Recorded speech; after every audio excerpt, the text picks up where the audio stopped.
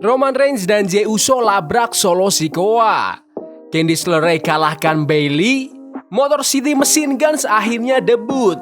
Dan masih banyak lagi.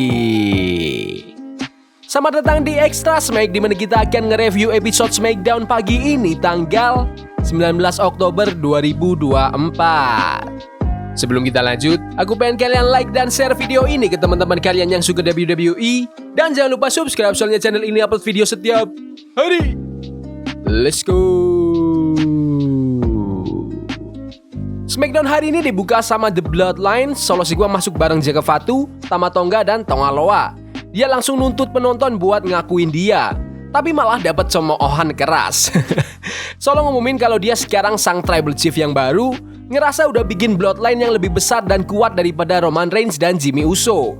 Dia ngancam kalau Roman gak ngakuin dia sebelum malam ini selesai, bakalan ada lebih banyak serangan. Tiba-tiba, Jey Uso datang dan bikin suasana jadi tambah panas. Solo biarin Jey nge-yeet sama penonton. Yeet. Jey nyebut Solo sebagai adik kecil dan ngebujuk dia buat mikir ulang soal ngancurin keluarga. Jey bilang kalau ulah Fala itu harus diperjuangkan, bukan direbut gitu aja. Dia juga ngingetin, walaupun dia punya masalah sama Roman, keluarganya nggak boleh hancur gara-gara itu. Solo balas dengan bilang kalau dia bukan lagi mecah belah keluarga, tapi malah nyatuin keluarga di bawah kepemimpinannya. Solo kasih Jey ultimatum, ikut dia atau hadapi konsekuensinya. Jey bilang kalau mau nyatuin keluarga itu nggak usah sampai ngerekrut Tama Tonga, Tonga Loa, apalagi Jaka Fatu. Karena ada sesuatu yang bikin Roman dulu nggak ngerekrut mereka. Jey juga ngasih kode bakal ada bentrokan di masa depan dengan bilang, lain kali bakal nggak gini. Terus Jey langsung pergi. Segmen ini menarik banget soalnya Jey Uso nggak diiklankan bakal muncul di SmackDown. Jey nunjukin kalau dia masih nggak setia sama Roman Reigns dan dia juga belum baikan sama kembarannya Jimmy, tapi dia juga nggak setuju sama apa yang Solo lakuin. Ucapan Jey di akhir bikin orang penasaran apa yang bakal terjadi selanjutnya karena dia bilang lain kali bakal beda kalau ketemu Solo. Mungkin ini cara buat ngasih kode bakal ada pertandingan War Games. Jadi bisa jadi Jey akhirnya bersatu lagi sama Roman dan Jimmy, tapi semua ini belum diumumin secara resmi. Yah, kita lihat aja gimana ceritanya berkembang di minggu-minggu ke depan. Langsung aja ke pertandingan pertama hari ini, triple threat match antara Pretty Deadly lawan The Street Profits lawan DIY. Pertandingan ini nentuin siapa yang bakal lanjut buat dapetin kesempatan perebutan WWE Tag Team Titles. Pertandingannya seru banget, padu aksi cepat dan gerakan high flying dari semua tim. The Street Profits tampil memukau, terutama pas mengontes ngelakuin somersault dive dan 450 splash. Akhirnya DIY berhasil menang setelah ngelakuin jurus mereka, Meet Me in the Middle. Dan ternyata Wilson lah yang legal buat dipin. Pertandingannya seru, penuh aksi dari awal sampai akhir. Emang sih agak susah buat ngikutin siapa yang legal karena banyaknya aksi ilegal.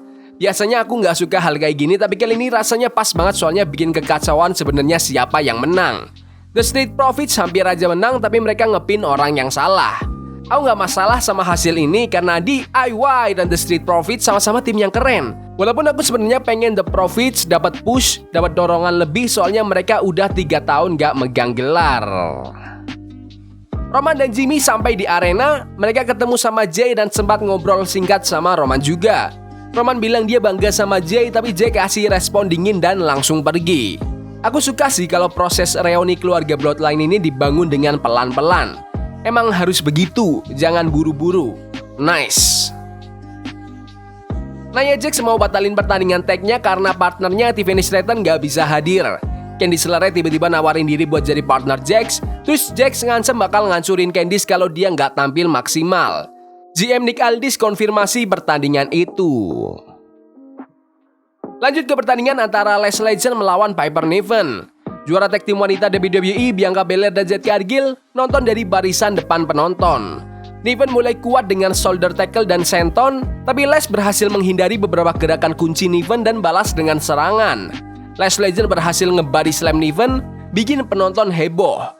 Setelah ada gangguan dari Chelsea Green dan campur tangan Jakara Jackson, Lash berhasil ngelakuin spinning slam ke Niven untuk memenangkan pertandingan. Abis match, Lash rayain kemenangan bareng Jakara Jackson, sementara Belair dan Cargill ngangkat tag title mereka buat nunjukin dominasi. Keduanya karakter heel, jadi penonton bingung siapa yang harus didukung. Fans juga banget waktu Lash ngebody slam Niven, Kadang gerakan simpel kayak gitu justru bikin heboh. Apalagi pas Lash Legend pamer kekuatannya buat ngebanting Piper Niven. Roman Reigns kaget pas ngeliat Jimmy Uso duduk di kursi Wise Man, nyoba nenangin Roman. Jimmy minta Roman buat ngobrol sama Jay, tapi Roman bilang kalau Paul Heyman ada, semuanya pasti udah beres. Roman bilang dia bakal selesain masalahnya malam ini dengan ngakuin Solo Sikoa.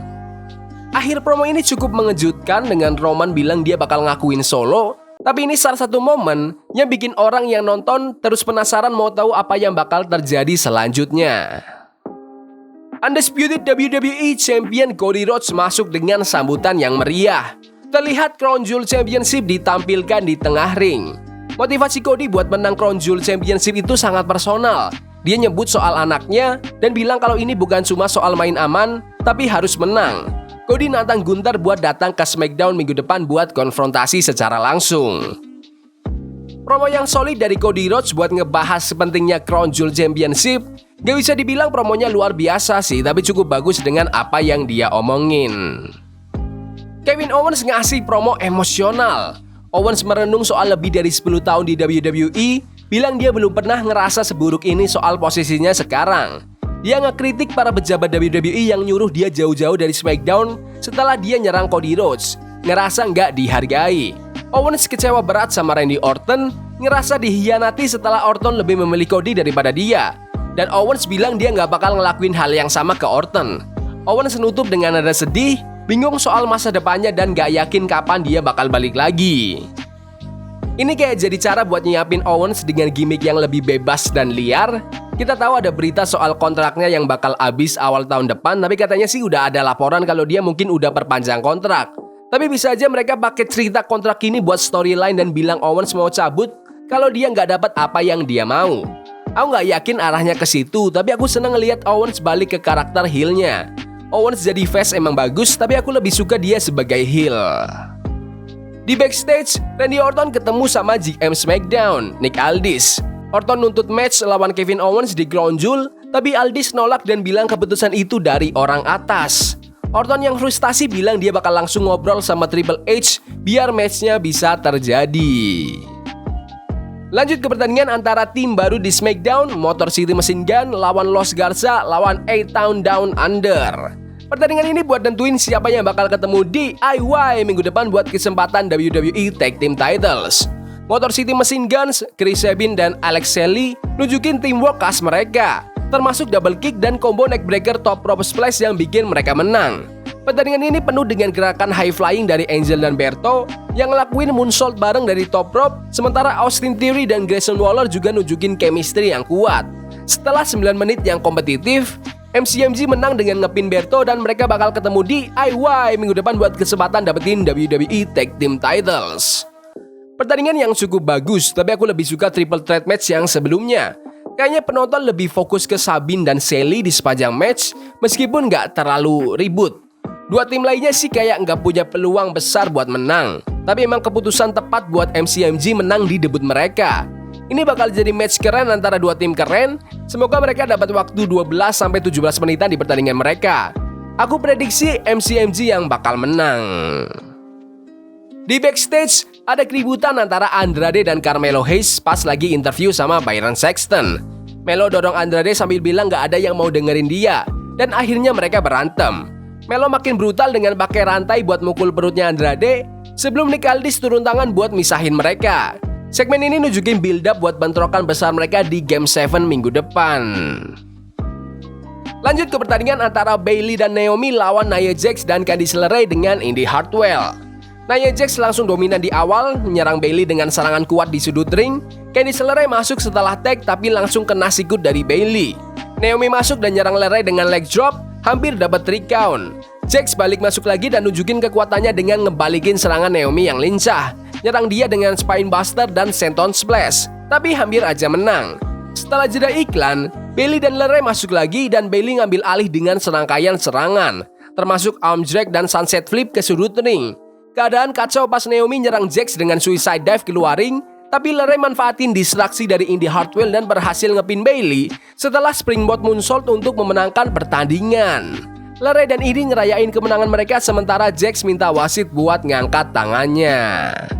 Hasilnya ngagetin sih, soalnya Candice LeRae jarang tampil di TV kan. Tapi aku sih suka sama hasil ini karena bisa jadi awal storyline yang bagus. Mungkin nanti Jax bakal suka sama LeRae dan Indi dan mereka bisa bikin stable bareng. Sementara Tiffany Stratton mungkin gak suka sama mereka dan ini bisa bikin Stratton cepet-cepet cash in ke Jax. Ya mungkin bikin Stratton jadi babyface. Apapun itu, keren sih Bayley ngasih kemenangan buat LeRae. Soalnya mereka itu sama-sama dari California dan aku tahu Bayley itu ngefans banget sama Candice pas awal karirnya. GM SmackDown Nick Aldis ngumumin kalau pertandingan Game 7 minggu depan antara Andrade dan Carmelo Hayes bakal ada wasit spesial yaitu LA Knight.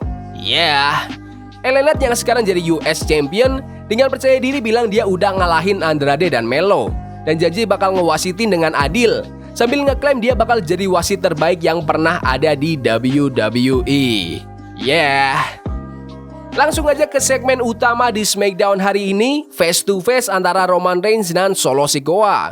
Roman Reigns ngomong ke penonton, minta mereka buat acknowledge dia, mungkin untuk yang terakhir kalinya. Solo Sikoa masuk tanpa anggota Bloodline lainnya, langsung konfrontasi Roman di ring. Roman nanyain klaim Solo soal Bloodline yang lebih kuat dengan bilang kalau mereka sebenarnya udah terpecah dan hancur setelah SummerSlam kemarin. Solo nuntut Roman buat ngakuin dia sebagai Tribal Chief. Penonton langsung ngebu keras dan Roman dengan tegas nanya, kalau nggak mau emang mau apa? Tiba-tiba Jaka Fatu, Tama Tonga dan Tonga Loa muncul sambil ngebawa Jimmy Uso yang nggak sadar ke ring. Roman coba lawan mereka tapi akhirnya kalah jumlah dan dihajar habis-habisan sama Solo dan geng barunya itu.